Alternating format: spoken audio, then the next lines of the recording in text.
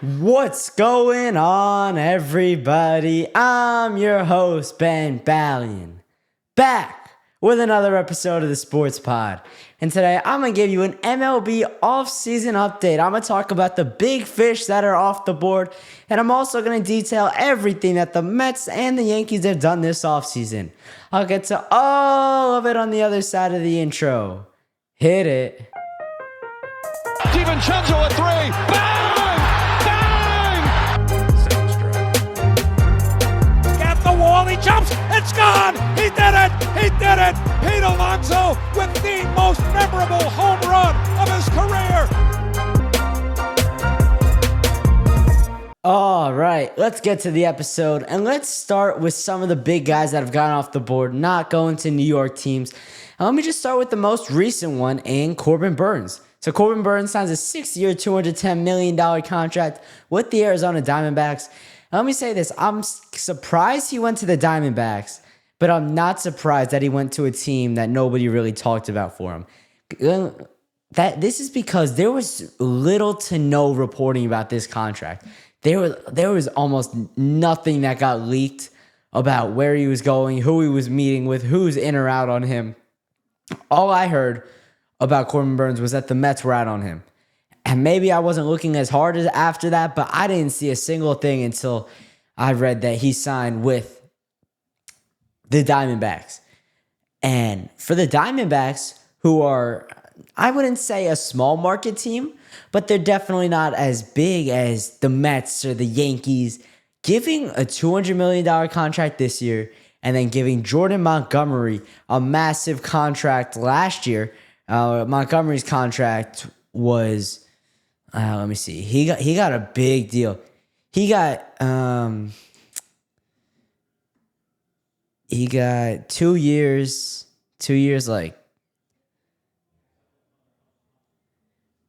2 years, almost $50 million. Wait, that's a pretty good AAV. Like for the Diamondbacks, they don't give out too many huge contracts. Jordan Montgomery and Corbin Burnes have really carried that boat the past 2 years. Like for them to give out those contracts, it's not unheard of, but it's also not very common for them. If I'm gonna look at who I think is their best player in Ketel Marte, his contract, he's only making the biggest year of his contract, he's only making $15 million. And before that, he's making $11 and $4 million. So they don't pay guys that much money. They've got a pretty good owner. They've got resources. They're just not one of those teams that's going to go out and spend a ton of money every offseason. And that's okay. These teams don't have to be spending hundreds of $1 million every offseason like the Mets have the past couple of years. But I do like the Corbin Burnes deal. I think it'll end up being a little bit of an overpay in the end. But if you look at Max Fried's contract, it's comparable. I think it was 8 years, $245. So for Corbin Burnes to get $210, it's in two less years. It's a little bit higher AAV, but a little bit shorter term. Still a long-term contract in this day and age for a pitcher. But the Diamondbacks have an ace, and the Diamondbacks are going to be competing for an NL wild card spot because they are in the same division as the Dodgers. I think I would be so surprised if the Dodgers lose that division. But I would say the Diamondbacks have a chance to be the first or second wild card. I wouldn't rule that out. It came down to the last day of the season. Last year, they had a chance to make the wild card game.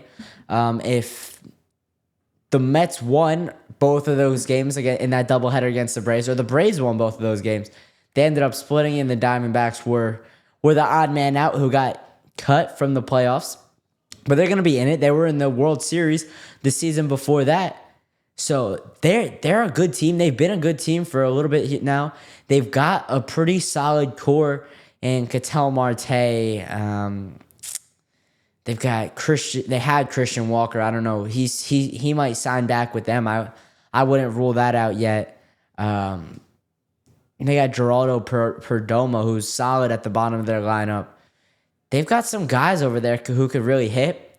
And I like what they're doing down in Phoenix. All right, let's get to the next guy I want to talk about in Teoscar Hernandez, going back to the Dodgers on a 3-year, $66 million contract.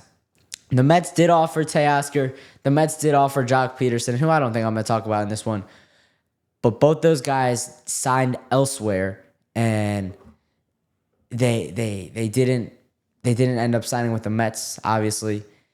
But now the Mets they're kind of at a crossroads with what they're gonna do as with their DH. I would expect them to be in the mix on signing Jesse Winker. I know Jesse Winker wants to be a Met and wants to return to Citi Field. He said that before. He said that he understands that the Mets have better priorities and higher priorities is what I mean.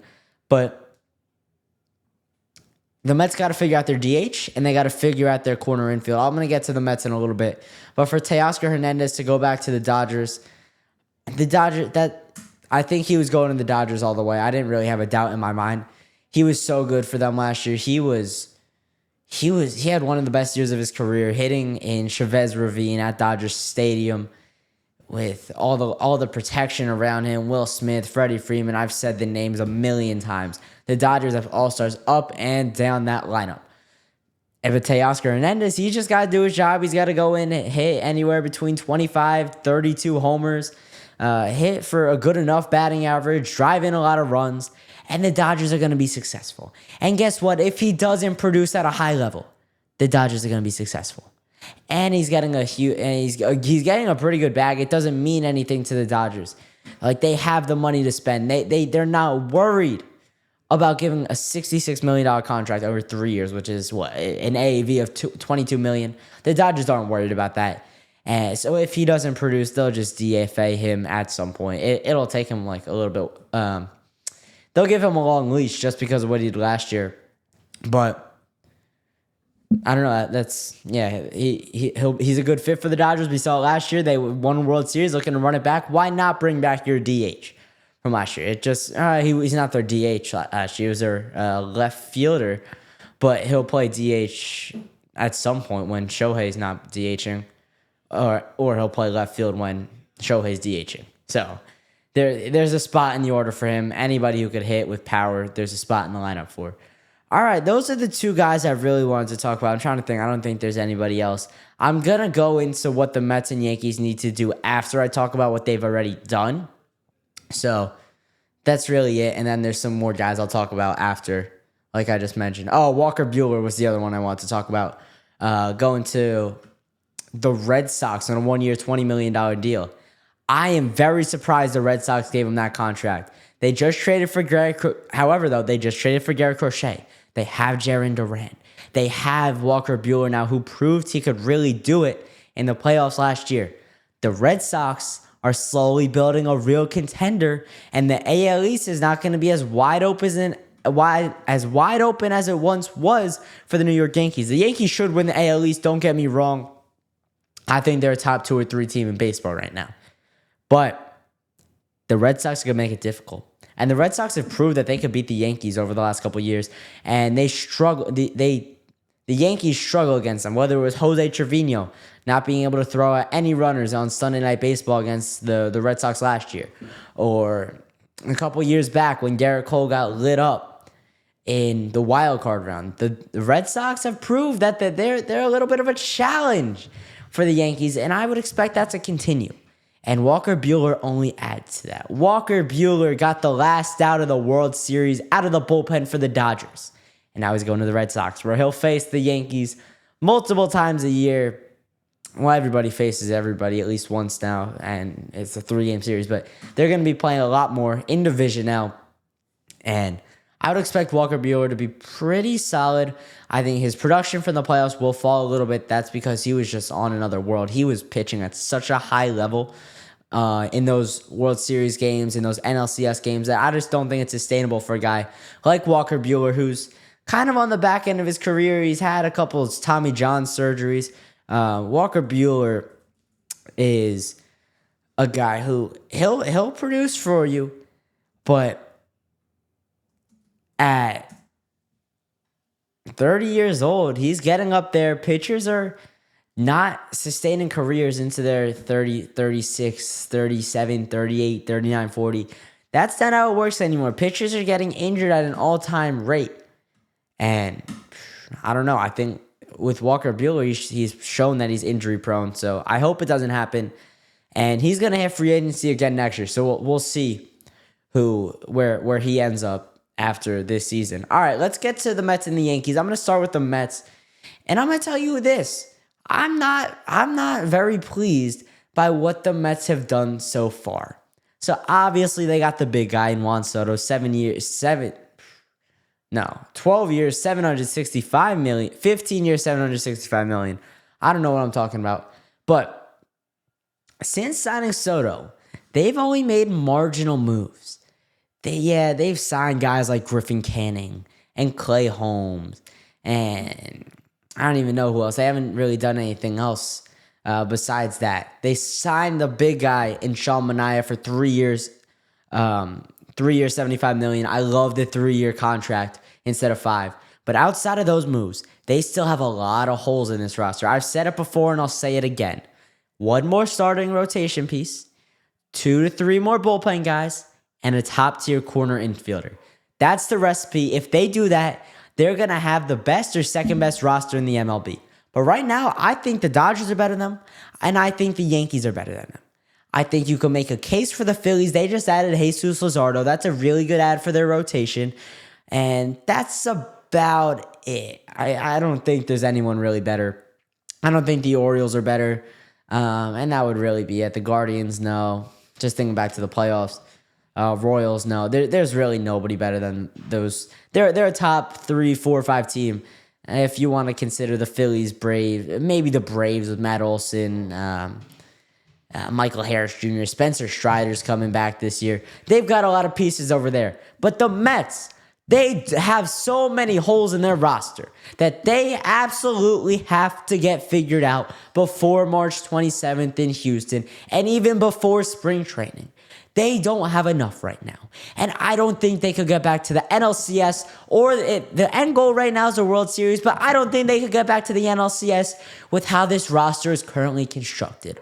I am worried that David Stearns is falling asleep at the wheel and he's not going to keep at it. And they're going to miss out on Pete Alonso. They're playing around too much. They're not just going to get their guy. They're dancing around 3 years, $90 million. He wants a long-term deal. Hitting ages well. I know he showed that he's on the decline last year, but give Pete Alonso the money. He's shown that he could produce as a Met. And with Soto in the lineup, the top 4 of Lindor, Soto, Vientos, Alonso, that is scary. You could strike fear in an opposing pitcher. Pete Alonso will be coming up to the plate with runners on first and second, with runners on first and third, with 2 runners on, so many times. He's going to have the ability to drive in runners so many times. Pete Alonso is going to be salivating at the sight of the top 3 hitters ahead of him. If he signs with the Mets, but he has to go and he's had to sign Boris. And now Boris wants to get him the top dollar because that's what Scott Boris does. And you can't blame him, that's his job. But Pete Alonso wants to be a Met. I can tell. And I know there's not another market for Pete Alonso besides the Nationals. If the Mets just offer Pete Alonso $125 million over 5 years, that's how it's gonna get done. It's gonna be 5 years and then anywhere between 125 and 150 million. Get the job done, David Stearns. Just do it. You're not in Milwaukee anymore. You have Steve Cohen's assets. And I'm not criticizing David Stearns because it's December 28th. There is multiple months until pitchers and catchers report to spring training. But we need more. And we need it now. Alex Bregman's not going to cut it. Nolan Arenado's not going to cut it. It's Pete Alonso or bust. And then you can make the marginal moves. Then you can sign the Jesse Winkers. Then you could sign those random bullpen guys. You can go dumpster diving. You could shop off the clearance rack for the rest of the offseason for all I care. Sign Pete Alonso. Bring him back to New York. Because what I'm worried of right now is that other teams are seeing how much the value of his contract is going down. And they're like, oh yeah, he's only going to get $90 million over 3 years. I'll jump in. Hey, Pete, come play for us. I'll give you 3 years, $95 million. That could happen. The Mets just need to end all doubt and sign Pete Alonso and then worry about the bullpen and the rotation, because the pitching staff has glaring gaps and it needs to be fixed if they want any chance at an NL pennant, because everybody else in the National League has a ton of pitching. The Dodgers just got Blake Snell. They had Jack Flaherty. We'll see what Clayton Kershaw is. They have Yamamoto. They have Shohei Ohtani coming back. The Braves, they have Spencer Strider. They have just all these guys that always seem to step up. The Phillies, they got Zach Wheeler, Aaron Nola, Jesus Luzardo, Ranger Suarez. We'll see what Taijuan Walker is. Everybody has pitching in the National League. You're not going to win a World Series if you don't have a top-tier pitching staff. And that's what the Mets have to have by opening day. They have to have a top 4 rotation in baseball if they want to win. The top of the lineup is scary, but it doesn't matter if they put up 6, 7 runs a game if you're allowing 8, 9 runs a game. That's the point where I'm at with the Mets pitching staff, because I know Manaea's going to be good. I'm hesitant on Kodai Senga. I don't know what he is. Griffin Canning has a really good chance to be one of the top 3rd, 4th options in a rotation this year. His changeup is filthy. I'm interested to see what Clay Holmes is. Frankie Montas could be good. I'm penciling in Tyler McGill to make a couple starts based on injuries. It happens every year. The Mets pitching staff could be good if the pitching lab is there. If Jeremy Hefner is working with these guys and he's really getting through to his guys. If Francisco Alvarez has good chemistry. If Luis Torrens has good chemistry with these guys. But there's still arms on the market. There's still a Roki Sasaki out there. There's still other guys out there that the Mets can sign. They don't have to be top-tier guys. Roki Sasaki is one of the most highly touted free agents this offseason. Sign him and I'm happy. It's gonna be about Jeremy Hefner. It's gonna be about Kodai Senga. It's gonna be about Carlos Mendoza and the culture that the Mets are building. Because the money doesn't matter. He's gonna get a max for whatever, the international bonus pool money. It's gonna be about the culture. And it's gonna be about, does Roki Sasaki want to play with the Mets? Or does he want to go and team up with Shohei Ohtani or Yoshinobu Yamamoto out in LA with the Dodgers? Those are the 2 teams that have a chance in my mind. And I hope he signs with the Mets, because then you would have a top 3. Manaea, I would put Sasaki 2, Senga, Griffin Canning, Clay Holmes / Frankie Montas 5, 6. I'm forgetting about David Peterson. David Peterson's the 4. Griffin Canning's the 5. That's no holes. That's a top rotation in baseball. And then you got to work on the bullpen. You got Sean Reed-Foley coming back. You got Reed Garrett. You have Daniel Nunez. You have Edwin Diaz. You need more. The bullpen can't be done. Guys are going to get injured. Guys aren't going to produce. It happens every year. And this is where David Stearns specializes. The bullpen. So David Stearns, if you're listening to this, go to work on the bullpen. But first, take care of Pete Alonso. Let Roki Sasaki choose where he wants to go. Hope it's you and try to do everything you can to make sure it's the Mets. But worry about Pete Alonso and worry about the bullpen. That's all I got to say on the Mets. All right, let's get to the Yankees. And I'm going to start with this. Plan B for the Yankees has turned out really well. It is in full effect, and I am liking what they're doing a lot. They signed Paul Goldschmidt. They signed Max Fried. They robbed the Cubs for Cody Bellinger.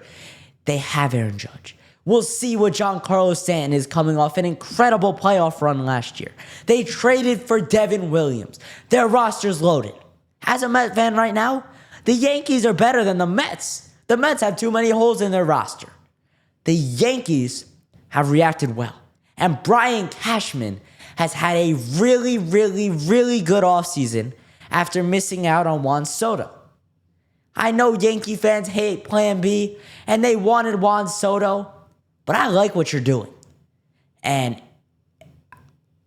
It's not better than Juan Soto, but it's up there.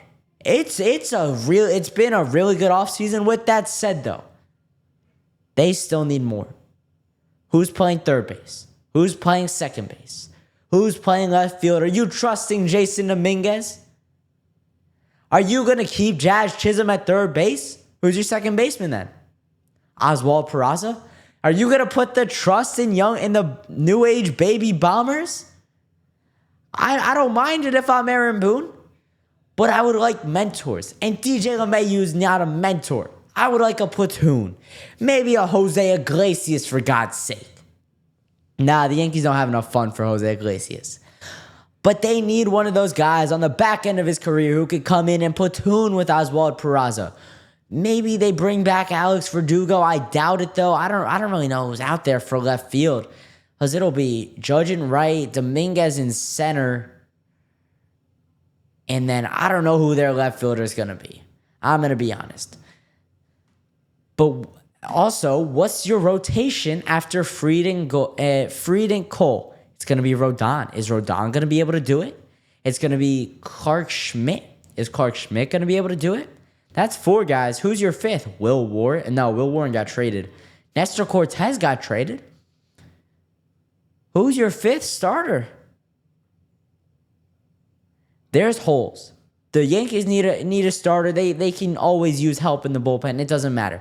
Those roster spots will get filled out. If it's not a free agent, it'll be an in-house guy. It'll be a minor leaguer that makes the team out of camp, and eventually he'll be replaced by somebody else.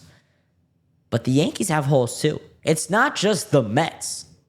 The Yankees they're very good. They're very well-rounded, but they're not complete. There's still moves to be made for Brian Cashman, and you finally got your closer in Devin Williams. That is so big for the Yankees. I can't even begin to express how much the Yankees absolutely had to do that. They've been searching for a consistent closer since Aroldis Chapman left. And I don't even know if I can consider Chapman consistent. Yeah, he was awesome, but he's no Mariano. And I'm not comparing Devin Williams to Mariano, but he's better than Chapman. The Yankees got their guy at closer. It's just about if Devin Williams can go out there and do what he did with the Brewers now. Is he going to be tipping pitches like he was in the wild card series to the Mets? Is he going to give up home runs? Are the Mets going to light him up in the Subway Series? Who knows? But is he going to be able to produce? Is that home run that he gave up to Pete Alonso going to be stuck in his mind this offseason, and it's going to haunt him for the rest of his career? Because that could happen. We've seen it with pitchers before, where one pitch can ruin their career. And I hope Devin Williams is good, to spare myself of the yelling and screaming that me and other sports media personalities, all the screaming and yelling that they'll do about the Yankees closer. But their bullpen's not done. They got Tim Hill, they got Luke Weaver, they got Devin Williams. Who else is there? They need more. They need more. Just need to keep going. Plan B can't end here. It's just got to keep going. A corner, either a corner or a middle infielder, one of the two. And then bullpen help for the Yankees. And maybe an outfielder if there's one available that you really like. All right, that's all I got to say on the Yankees. Let me talk Alex Bregman for a second. Alex Bregman will not sign in New York. He won't go to the Yankees because of the Astros rivalry and all of that. I don't think the Mets are really going to go after him. It just doesn't make sense to me. I think he's aging. I think it's going to be too big of a contract. I'd rather give more money to Pete Alonso than Alex Bregman. And I think the Mets would too. They want to keep Pete. It's going to be, does Pete want to keep the Mets? Or does Alex Bregman want to come to the Mets? Because if Pete signs elsewhere, then they're going to have to shift to Alex Bregman. And then they'll move Mark Vientos to first base in that case. But are we sure Alex Bregman's going to go to New York? Where else is he going to go? I honestly don't have a prediction for where I think Alex Bregman is going to sign. a weird voice just told me he's going to go to the Mariners in my brain. But he's going to be one of those guys where it's going to be late February. It's going to be March. He's still looking for a bigger contract, and he doesn't have it. It's not going to be there for him. He's 30 plus years old. He's a third baseman. He's got Scott Boras. Scott Boras has got too much money. Scott Boras isn't going to take one of those cheap deals. Scott Boras is going to drag this into spring trading. Alex Bregman's going to be in the JD Martinez boat from last year. And he's going to take one of those 1 year prove it deals. Show me that you still got it. You produced last year. Let me look at his baseball reference real quick. But he was good for the Astros last year. I want to see you could do it on a different team. I want to see that the Crawford boxes weren't the only reason you were good. And I don't think they were. I think this is just what teams are going to be saying to him. He only hit 260 last year. He had 25 homers, 26 homers, 75 RBIs, 260 average, 768 OPS. Is that going to play? Is that going to get you a 7-8 year, $200 million contract? I don't think so. And I don't think he gets 200. I think he'll be lucky to get 175. I think it'll be somewhere around 60. It'll be around the Pete Alonso contract. They're going to be very comparable. They're both around the same age, both corner infielders, both solid hitters, both more tailored to power. Pete Alonso more so. Alex Bregman can hit for average a little bit, where Pete Alonso doesn't have that aspect of his game. But it's going to be the age, it's going to be, what is Alex Bregman gonna look like in a couple of years? I don't think he plays a lot of games. Like, he's played one over the last 3 years, 155, 161, and then this past year, 145.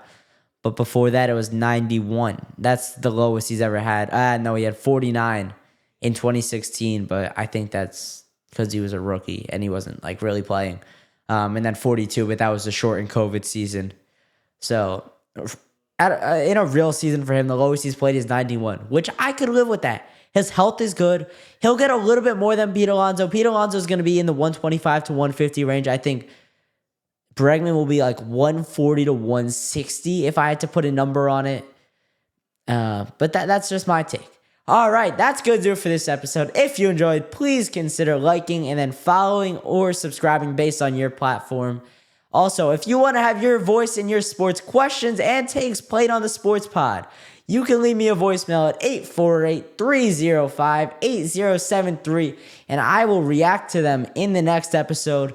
And last but not least, make sure you check out all the links in the description below. And most importantly, keep it locked with the Sports Pod.